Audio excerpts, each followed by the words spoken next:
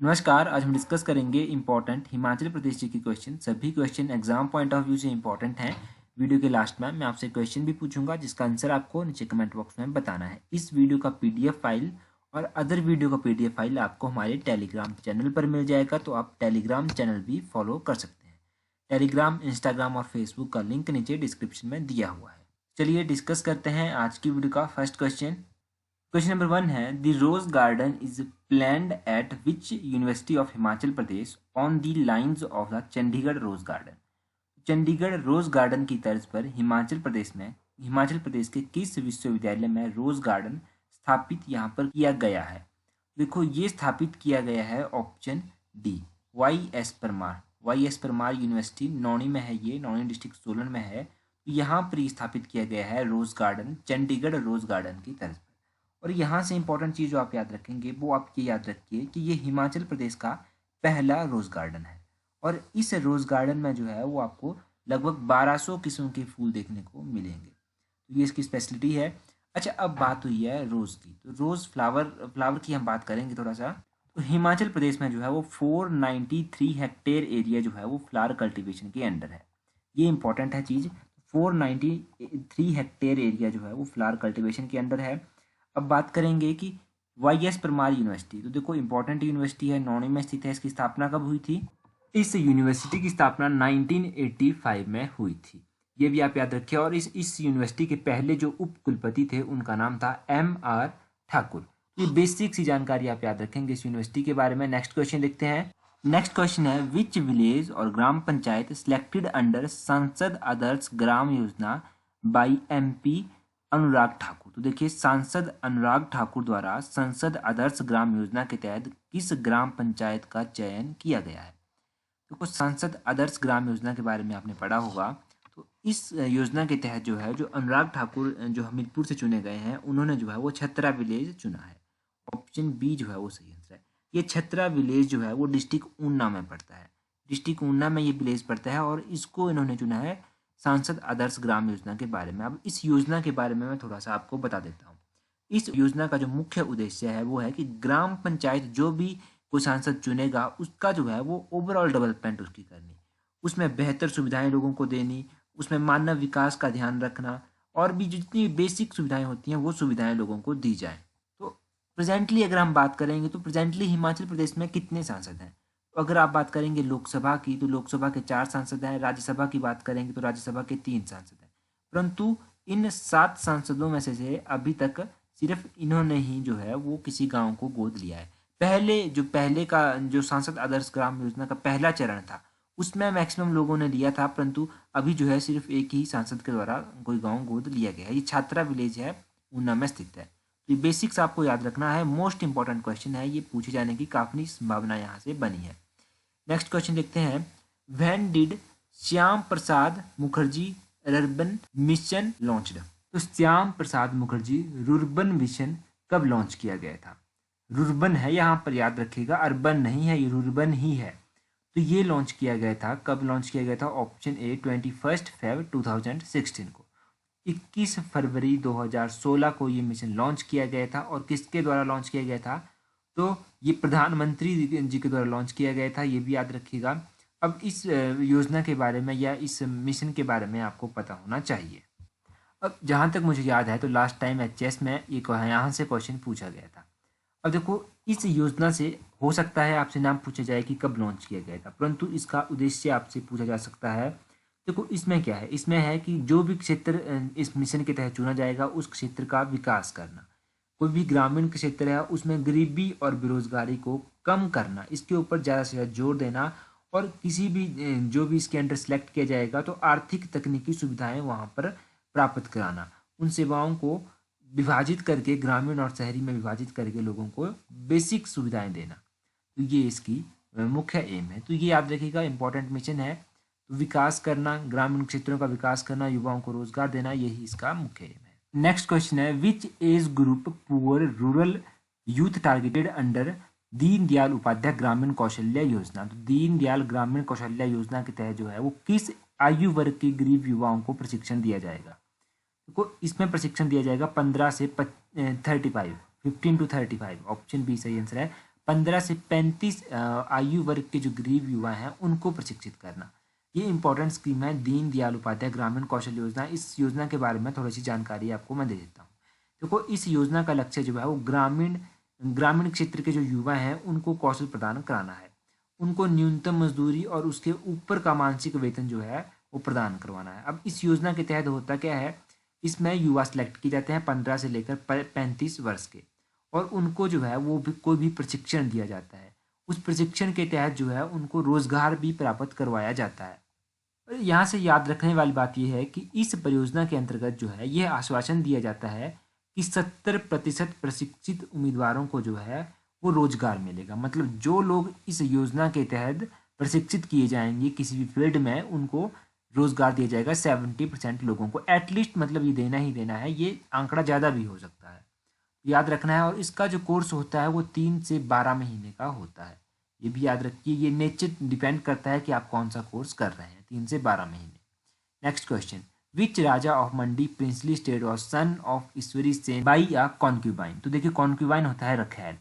देखो यहाँ से क्वेश्चन को समझते हैं, पहले हिंदी में ट्रांसलेट करना भूल गया इस क्वेश्चन को। मंडी रियासत के ऐसे कौन से राजा थे जो कि ईश्वरी सेन के रखैल के पुत्र थे। तो ये थे बलबीर सेन, ऑप्शन बी। देखो इस बारे में हम जानते हैं हुआ क्या था, मंडी के राजा थे ईश्वरी सेन और उनके बाद उनके भाई हुए जालिम सेन। तो ये 2 राजा थे, ईश्वरी सेन और जालिम सेन। इन दोनों की जितनी भी रानियां थे उनके कोई भी पुत्र नहीं था, परंतु इन दोनों की जो थी वो रखैलें थी, कॉन्क्यूबाइन थी इनकी, तो उनकी संतानें थी।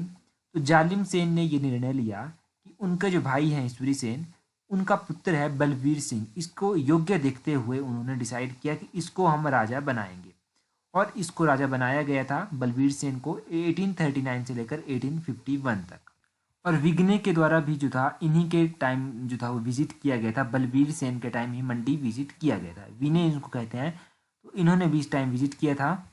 देखो इनके बारे में अब जानेंगे। जब बलबीर सेन जो थे वो राजा बने तो उस समय हुआ क्या कि महाराजा रणजीत सिंह के जो पोते थे जिनका नाम था ननिहाल सिंह, उन्होंने 1840 में जो था वो मंडी पर आक्रमण करने के लिए जनरल वेंचूरा जो कि एक फ्रांसीसी थे, इनके नेतृत्व में जो था वो सेना मंडी भेज दी। और मंडी का जो कमलागढ़ किला था, कमलागढ़ किले को उन्होंने अपने अधीन ले लिया। और 1840 में ही बलबीर सिंह को कैद कर लिया गया और अमृतसर के गोविंदगढ़ किले में रखा गया। और फिर बाद में चलकर जो था वो 1846 में ब्रिटिश सरकार के अधीन मंडी रियासत आ गई थी। बलबीर सेन की मृत्यु 1851 ईस्वी में हो गई थी। ये आप याद रखिए बलबीर सिंह के बारे में। ये हमने इंपॉर्टेंट जाना कि ये ईश्वरी सेन के रखैल के पुत्र थे और क्या क्या घटनाएं इनके कार्यकाल के दौरान हुई वो भी जाना। देखो क्वेश्चन पूछ लिया जाता है, ये क्वेश्चन पूछा भी गया है, तो यहाँ से क्वेश्चन पूछे जा सकते हैं, तो इन क्वेश्चन को याद रखिएगा। नेक्स्ट क्वेश्चन देखते हैं, when was the customs of Reet marriage abolished in the Bushahr princely state. तो बुसहर जो रियासत है उसमें ये रीत की जो प्रथा है उसको कब समाप्त किया गया था। उसको समाप्त किया गया था ऑप्शन बी 1925 में। 1925 में रीत की प्रथा को समाप्त कर दिया गया था बुसहर रियासत से। देखो रीत जो है मैरिज की टाइप, इसमें होता क्या है कि देखिए जब पति और पत्नी के बीच में लड़ाई हो जाती है, अनबन हो जाती है, तो वो लोग इकट्ठे नहीं रहते हैं और लड़की जो है वो अपने माँ बाप के घर चली जाती है। और लड़की के जो पिता होते हैं वो पिछला जो लड़की का पति होता है उस पति को जो है वो पैसे देकर अपने बेटी को जो है वहाँ से मुक्त करते हैं। और यहाँ पर जो है वो कोई भी कस्टम फॉलो नहीं किया जाता है और तलाक जो है वो हो जाता है। और अगर लड़की जो है वो दूसरी शादी करती है तो रीत जो है वो दूसरे पति को दी जाती है। और रीत का जितना भी खर्चा होता है वो उस लड़की के जो होने वाले पति होते हैं उनके द्वारा किया जाता है। रीत के बारे में याद रखिए, रीत मैरिज का ये कस्टम है। मैरिज के कुछ और इम्पोर्टेंट कस्टम भी हैं जिनके बारे में एक बार क्विकली जान लेते हैं। देखिए एक तो हो गया रीत, दूसरा हो गया हर, एक रीत हो गया, हर हो गया, झंझराड़ा हो गया, बराड़फुक झराड़फुक हो गया, जानेरेटंग हो गया। ये सभी जो है ये मैरिज के कस्टम है, इनको याद रखिएगा। और रीत 1925 में एबॉलिश की गई थी, समाप्त की गई थी बुसहर प्रिंसली स्टेट से। बुसहर रियासत के बारे में आपको बेसिक जानकारी तो होगी क्योंकि काफ़ी बार हम रिवाइज कर चुके हैं। अभी हम रिवाइज नहीं करेंगे, नेक्स्ट टाइम कभी रिवाइज करेंगे। नेक्स्ट क्वेश्चन देखते हैं। नेक्स्ट क्वेश्चन है, court poet of which princely state of Shimla hill is author of Shashivansh Vinod. देखो शिमला की किस पहाड़ी रियासत के दरबारी कवि शशिवंश विनोद के लेखक हैं।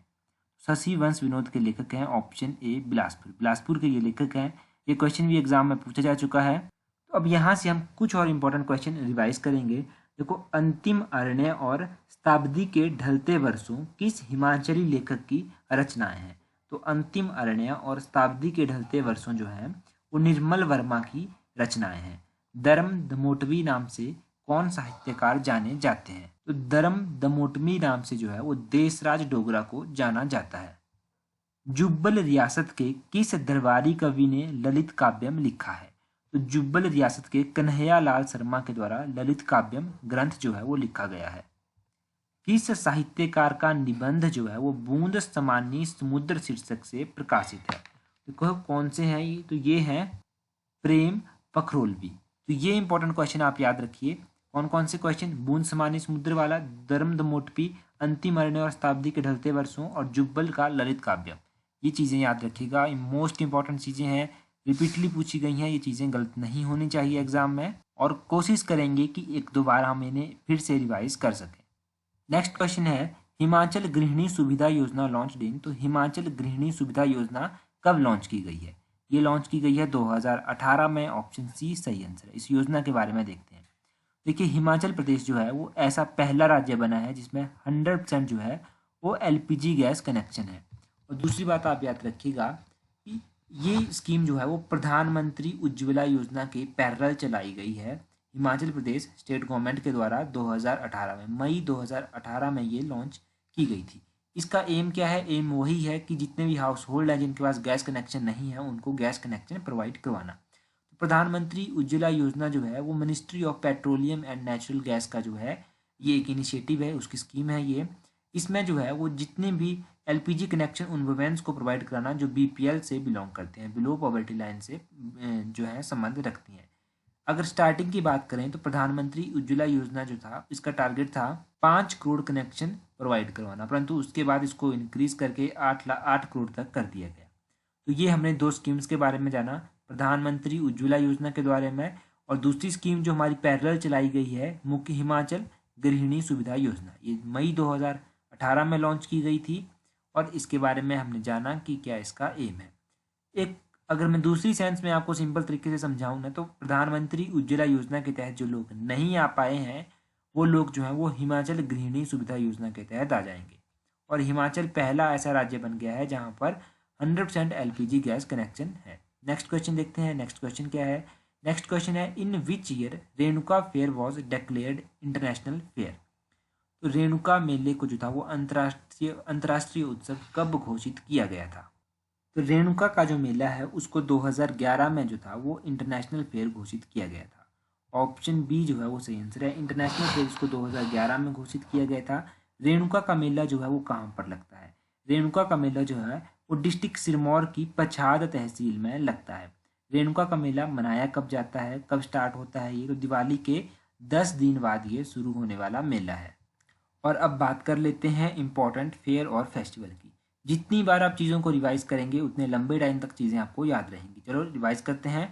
देखो, शिवरात्रि मेला जो है वो फाल्गुन के महीने में लगता है। सैर मेला जो है असौज महीने की 1 तारीख को लगता है।